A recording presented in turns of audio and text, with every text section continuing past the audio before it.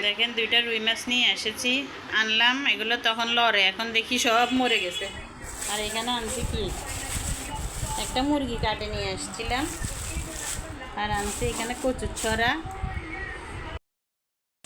এটা হচ্ছে সোনালী মুরগি, আর এটা ফার্মের মুরগি আনছিলাম, ওর দুইটা পা আর দুইটা গলার হাড্ডি দিয়ে দিলাম।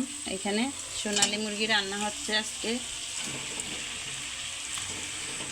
এই যে সোনালী মুরগি, এটা সোনালী মুরগির পা একটা, ফার্মের মুরগির পা দুইটা, আজকে সব মিলে রান্না হচ্ছে।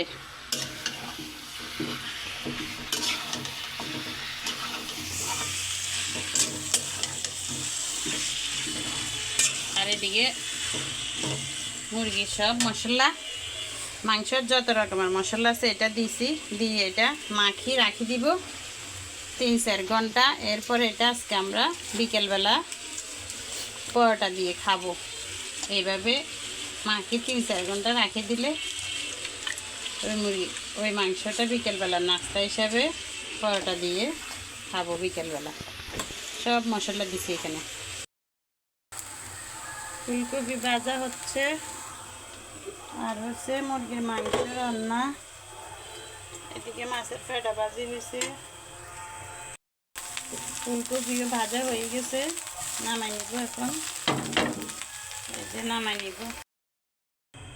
মুরগির মাংসগুলো অনেকক্ষণ ম্যারিনেট করে রাখছিলাম, প্রায় 2 ঘন্টা হয়ে গেছে। এখন দিয়ে দিচ্ছি পাইপ্যানে।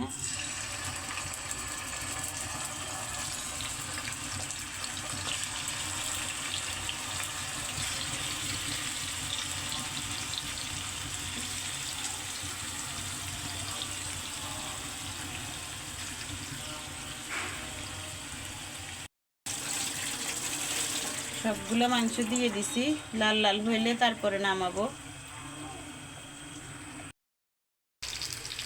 লাল লাল করে ভেজে নিচ্ছি, বিকালে পরোটা দিয়ে খাবো।